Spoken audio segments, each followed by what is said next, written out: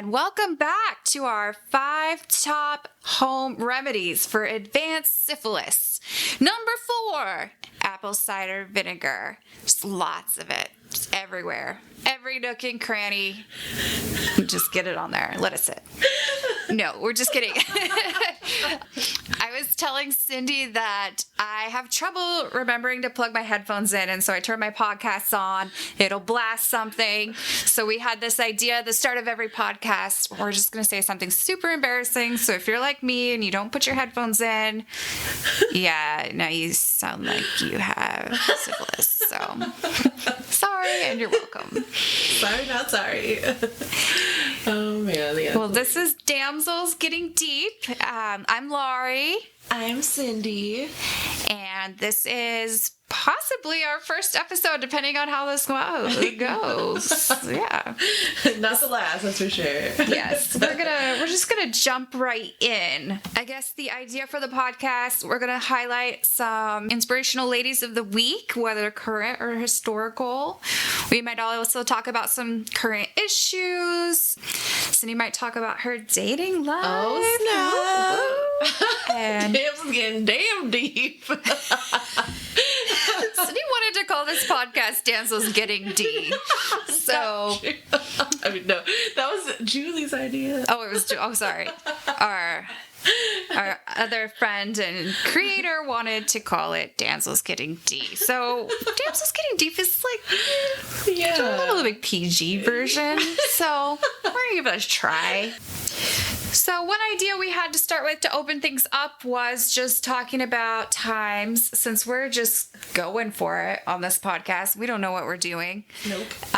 Talking about times in our lives where we just dove right in, jumped into it, and how that worked out. So, Cindy, do you have an example in your life of where you just kind of went for it? Man. That's, I didn't know you were going to answer that question, Laurie. It was... Damn. I thought that was on the outline. Well, I'll tell you mine. Okay. So, one thing that jumps out for me is the first time that I traveled internationally, never gone anywhere, didn't have anywhere to go with me, didn't know what I was doing, and I just found this website that was offering guided trips for people around my age, and I was like, I hope this is legit. Open it and like get kidnapped and sold into slavery or something like that. That's kind of intense. What? That's kind of intense. Yeah, I know. I feel like, do other women think that? Or like, am I going to be sold into sexual slavery if this whole website thing goes wrong? But I didn't, and I tried it, and it just started this massive addiction for travel and different adventures, and I'm so glad I took that chance and just booked that trip when I just really didn't know what I was doing, and just learned along the way, because it's really become a part of who I am. Oh, that's really cool. And I noticed that too, that you just sort of like, I don't know, you're just more free when you travel, and you get to see the world and experience new things like that. It's really cool. And that's one of the things I love about you. I love you too, Cindy. You're pretty adventurous. For those of you that don't know Cindy, she is a badass in her own right. Yeah. Do you want to talk about how much of a badass you are, or do you want me to do it? Well, I have a story, and so I took my car in. It was a 1995 Volkswagen Golf, pretty, I love that car, though. I loved it too, because it had 20-inch rims on it, and it looked so cool. 20-inch rims? Literally. Oversized wheels on it for sure, and they were low profile too, but that's besides the point.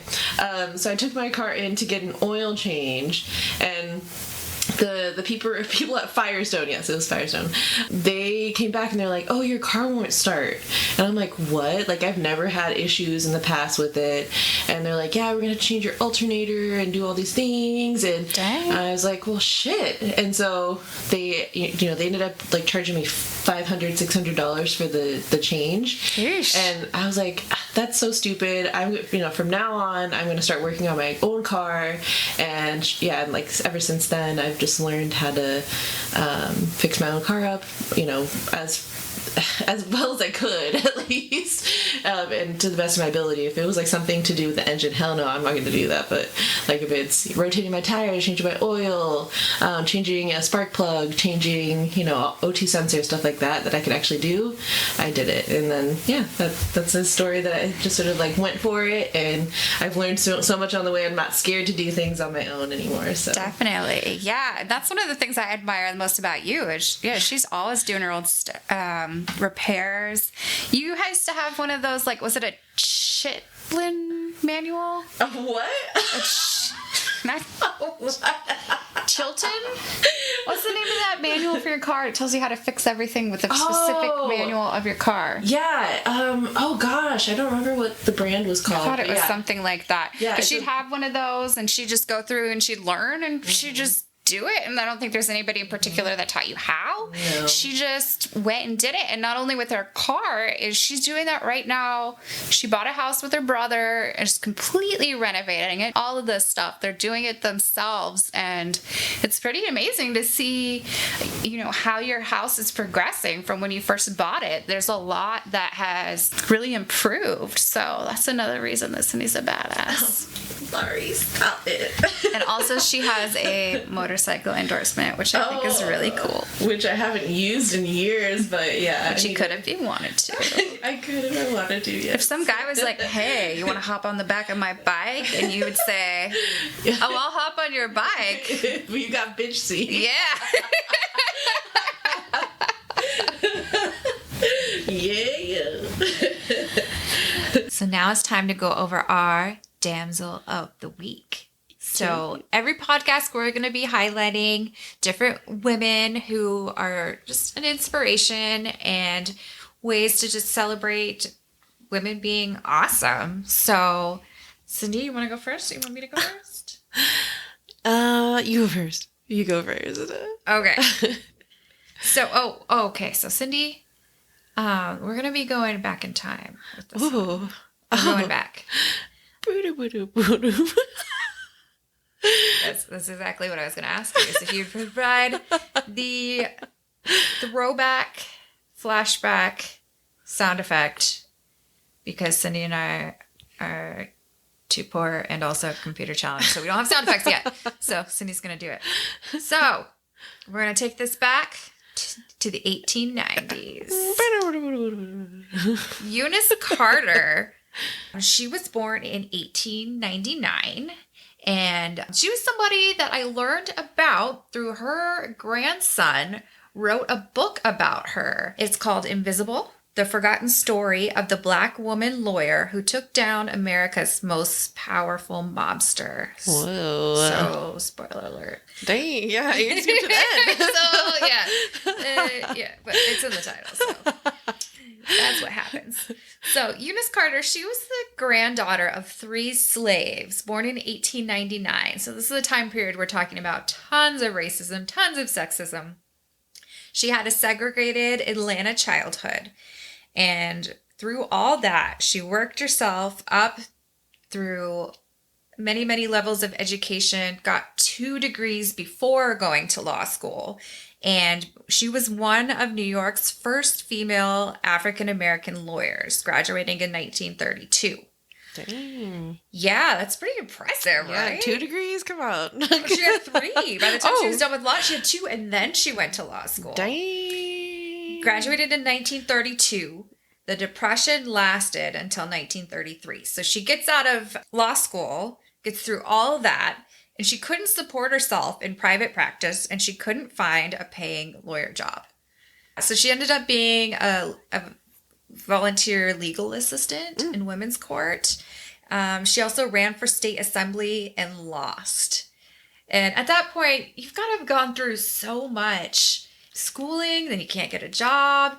You didn't make the state assembly. And it's kind of a point where I know for me, I would start to doubt, what am I doing here? Oh, heck yeah. Is this my calling after all? Yeah. And Eunice was married to a wealthy dentist. She also had a son. So I could see that point in her life where she could maybe think, well, maybe I should, be a housewife, let my husband do the working part. But Eunice just didn't give up.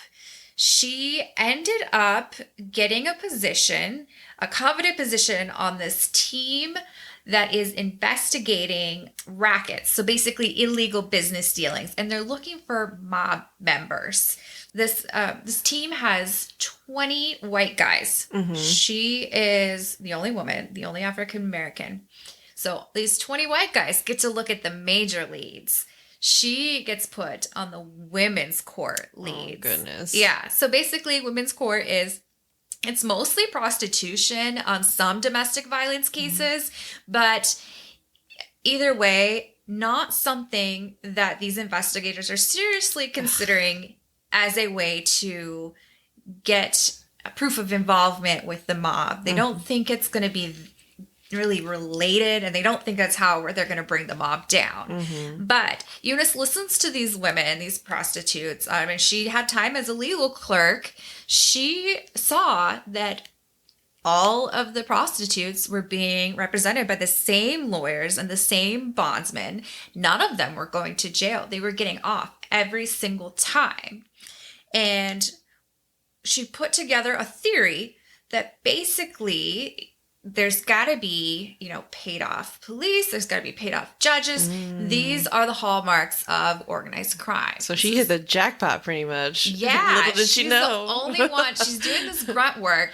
She's the only one that figures out, oh my gosh, this is the key to bringing these guys down.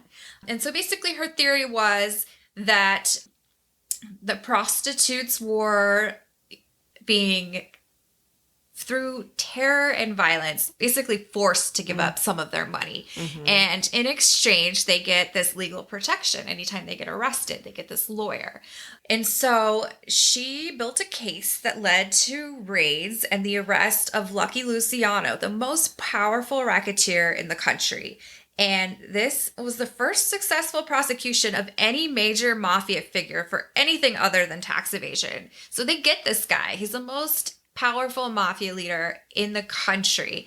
She is the one that organizes this case and nails him, and he goes to jail. And when he's done with his jail time, they send him back to Italy. So this guy's done. He's out of here. And she did that. Dang. And so holding on through all of that struggle of education, trying to handle sexism and racism and giving the job with the least amount of glamour or, really importance at first, she took that man down. Nobody else was ever able to do that. That's super badass, man. Super cool.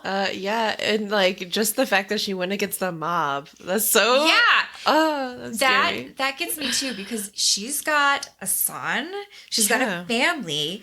I would be terrified to mess with the mob. And she just takes them head on. That's it's legit. Amazing. Yeah. Wow. Yeah. She Yeah. is super cool. Dang. Yeah, my story's not like that. No, yours is super cool too, Cindy. Well, it's not so much a story, but it's just, a little short kudos to a lady that... So one thing that you guys should know about me is I love sports. I love playing sports so much. I love playing volleyball, basketball, tennis, although I haven't played basketball in a bit, but I love playing basketball in high school. But anyhow, so love playing sports, and in honor of Black History Month, I wanted to recognize an influential figure, Althea Gibson, who was one of the first Black female tennis players that ended up winning number 1 in the world in 1956. So she was, sorry, I forgot to tell you when she was born and stuff. That's kind of important. So, You want me to do the flashback sound? Like rewind to the start of the story. When was she born? She was born August 25th, 1927, and died September 28th, 2003. And her profession was an American tennis player as well as a professional golf player too, but she's better known for her tennis playing. But anyhow, yeah, she was number one in the world back in 1956 when she was only 29 years old. I mean, I don't know when Serena Williams won her first. I'm sure it was probably younger than that, but still, Yeah, like, just even the opportunity back then was like, yeah, that's pretty crazy. challenging. Yeah. So yeah, and like reading more about her too, she didn't even see it that way, that she was, you know, representing the Black community, although it was a really, you know, huge feat. She was more doing it for herself. Like, she really loved tennis and she wanted to see herself go to that next level, and she did. And awesome. I think that's just as powerful. And, you know, no one should have a line drawn around them. They should be able to be free to achieve whatever aspiration they want to. And the American Tennis Association was really lucky to have somebody like her that had that kind of mindset and ambition to, you know, get up there and win number one in the world. Like, that's crazy. It's kind of cool that she helped us ladies. Yeah. You know, in the paved end. the way. She gave us those opportunities that we have today. So kind of Yeah, cool. that's really cool. That reminds me of something that I read in this book about Eunice Carter. There was a show on HBO called Boardwalk Empire. They had a character, an African-American woman prosecutor, as a character on the show, and people wrote in hordes saying, that's not accurate. There were Black women lawyers in the 30s, blah, blah, blah. And it's like, you know, just because you haven't heard these stories doesn't mean that women aren't out there just kicking butt from way back when. So it's kind of cool to shine that light on those people and realize people are doing some pretty awesome stuff out there. And yeah, little do we know, right? Like, yeah. Let's pick up a book sometime and read about them. Oh, man. Jinx. Yeah, so that's going to be a major part of our podcast, is just highlighting and celebrating women. And instead of, in a lot of places, you know, we're debating each other or kind of criticizing each other, judging each other, maybe tearing each other down. And this is going to be a space to really build each other up and be inspired by one another, and just really take that and run with it. Yeah. So yeah, we're really excited about that. We have another segment. We're going to be doing kind of a health segment. Ish. Yes. Yeah. I would say it's, more health oriented. Yeah, and current topics. So Cindy has a segment prepared about our yoga. Yeah. So yeah, just an open discussion about how Laurie and I, maybe it was like 2 years ago now, we started hitting the gym together. We became gym buddies. We both got memberships at the same gym. And we dedicated, maybe 1 or 2 days a week sometimes to going to the gym together and hitting the arms and the legs and whatnot. And we just within the last couple of months we started doing yoga, and oh my goodness, it's been nice because when we started we were doing mostly weights. Right? We've kind of branched into some more cardio, but mostly weights. And so I know one thing that's been really nice about having a gym buddy is you just do stuff different than you just your same old routine every time. So I've been able to grow. Cindy is a lot better at resistance training, weights, than I am. I'm kind of a cardio bunny, and so she's helped me. Yeah, you're so good at cardio. I cannot. So we can push each other. Yeah. And then now we're taking this, and neither one of us are really yogis. So we've been taking this class, and it's been a really great supplement to the training that we're already doing, kind of helping stretch out and kind of maintaining things and getting ready for the next session of weights. I agree, and I kind of almost like it more than weightlifting. Although it's kind, weightlifting in itself is really awesome because you get to see your numbers go up essentially, and but yoga, you just see your body move in different ways that you didn't think you'd be able to do before. Like the first day we started doing it, it was more balance oriented, and now I can freaking balance on one foot and touch my toes, and I forget what those moves are called. I need to memorize those, but I think that there's one that's called like the falling angel or something like that. Do you remember that one where you have to like balance on one foot and then lean forward and do whatever? Anyhow, yeah, I can actually do that without falling over. Just like little things like that, you see improvement on. It's really fun to see that progress.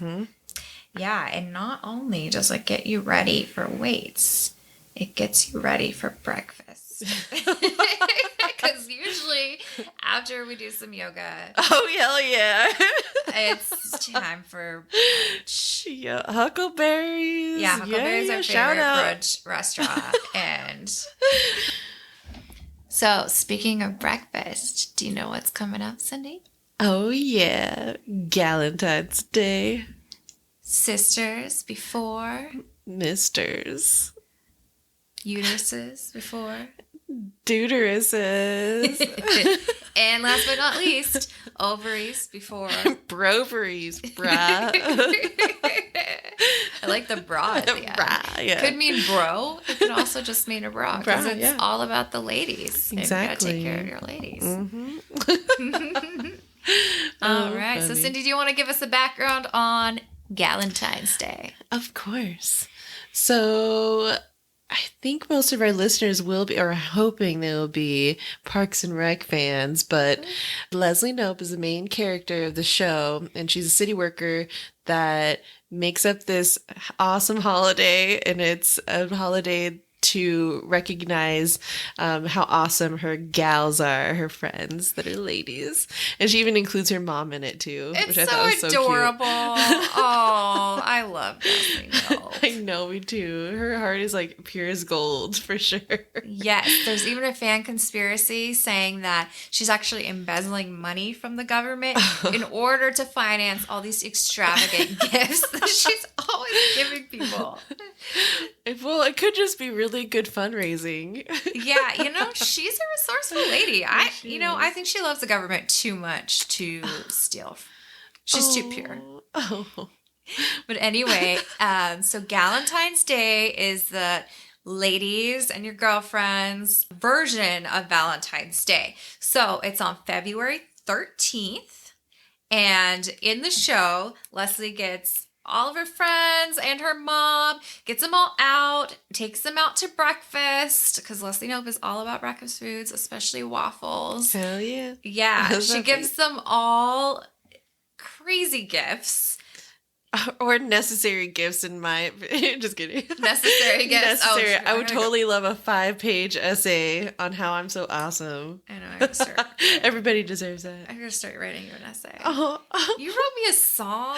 I did. She sang me a song at my wedding that she wrote for me. So I feel like I really owe you that essay this year. So I got to get writing on that. But it's a super sweet moment. And she talks about how she loves each and every person on her girl squad. And so, yes, we take that to heart and we celebrate that like it's a real holiday. We should. Yes. We really should. Yeah, actually. So we're recording this February 12th. Tomorrow I have happy hour plans with some girls from our former job. And we hang out every couple months. And yeah, we were trying to plan our next happy hour. And I was like, how about February 13th? Are you getting them anything in particular? Well, it's getting a little down to the wire. I just buy them drinks. Did I tell you about my coloring book? Yeah. So I have this coloring book. I bought it off Amazon as like a gag gift for a white elephant to get somebody. But basically, it's one of those coloring books for adults. But all the color pictures, they're all different vaginas. So I was going to color them in and make some handmade cards. And be like, here. I would love that. That would go in my album for sure. Ovaries before broveries, friends. Yeah. Oh, I don't know. So Would you get your gal pals for Galentine's Day? What should I be expecting?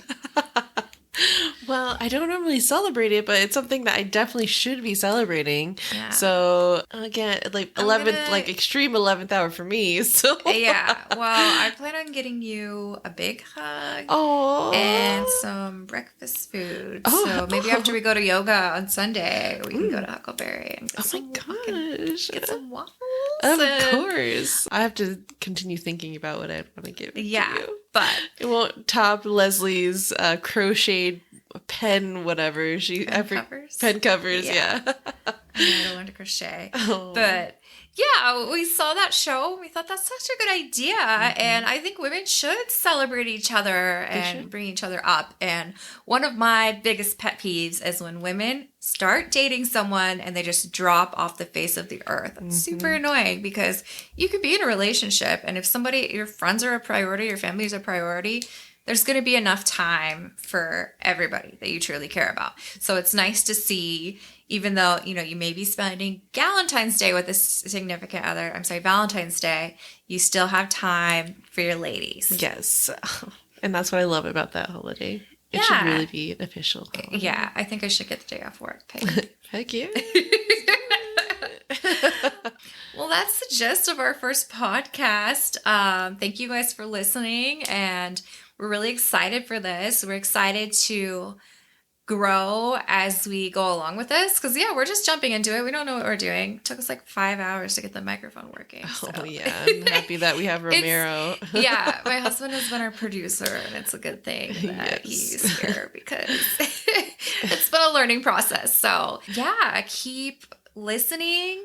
We have a Facebook page, Damsels Getting Deep. You can like us on Facebook. You can message us there. Let us know if you have any thoughts, any inspiring ladies that you want to nominate. And they could be people you know personally. We want to do stories of every different walk of life. So, get in touch with us there. Be sure to subscribe to our channel. That's going to help us out a lot. Listen as we improve and we just make this one badass lady podcast. I know. It's going to be so exciting to see what this turns into. So I'm really excited. Yeah. So how do you want to end this? You want to just drop our mics or clink our wine glasses? Should we clink our glasses? Yes. All right. Here is to uteruses before deuteruses. Deuteruses, mate. Happy Galentine's Day. Happy Galentine's Day. Clink. All right. See you next week. All right. See you.